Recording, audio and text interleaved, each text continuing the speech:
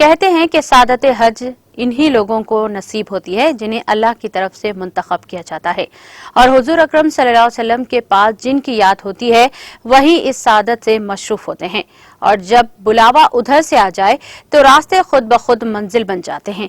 ایسا ہی ہوا ٹولی چوکی گلشن کالونی کے ساکن محمد عبدالعزیز کے ساتھ، جو حج بیت اللہ کی زیارت کے خواہش مند تھے۔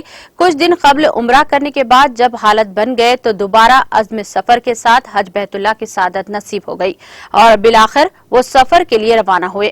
اب جب عازمین حج کا بیت اللہ کے سفر کے لیے جدہ کو روانگی کا سلسلہ جاری ہے اور حج کمیٹی کی جانب سے قافلوں کی روانگی کا اختتام عمل میں آیا، وہیں خانگی ٹریولز کے ذریعے اپنے دلوں میں بیت اللہ کی دیدار اور روزے رسول کی زیارت کی تڑپ کے ساتھ قافلوں کی روانگی کا سلسلہ جاری ہے۔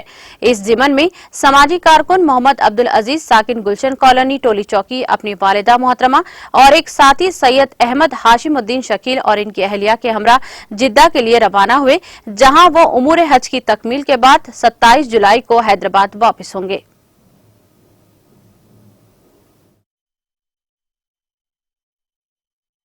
السلام علیکم ورحمۃ اللہ وبرکاتہ۔ یہ سال مجھے حج کرنے کا موقع ملا اور میرے صاحبزادے سید احمد زاہر الدین کی خواہش تھی کہ والد اور والدہ کو میں انشاءاللہ حج کراؤں۔ اللہ ان کی دعا قبول کرے انشاءاللہ۔ یہ سال میرا حج اللہ قبول کرے گا انشاءاللہ۔ میرا عمرہ ہو گیا انشاءاللہ، سب کے لیے دعا کریے انشاءاللہ میرا بھی اللہ حج قبول کرے۔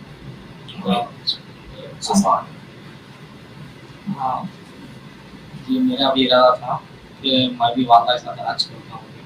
اس سال اللہ تعالیٰ بلاوے میں وہاں بھی آ گیا اور الحمدللہ عمرہ ہو گیا ہے۔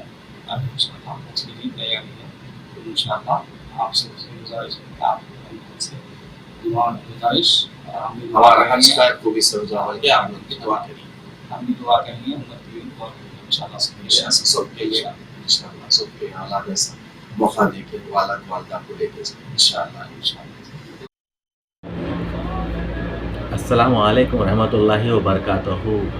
مجھے یہ بتاتے ہوئے بہت خوشی ہو رہی ہے کہ اس سال میں سید احمد ہاشم الدین شکیل اور میری اہلیہ کو اللہ تعالیٰ حج کرنے کا موقع عطا فرمائے۔ انشاءاللہ تعالیٰ ہم دعا کریں گے کہ امت مسلم کو بھی اللہ تعالیٰ ایسا ہی حج کرنے کا موقع عطا فرمائے۔ آمین ثم آمین۔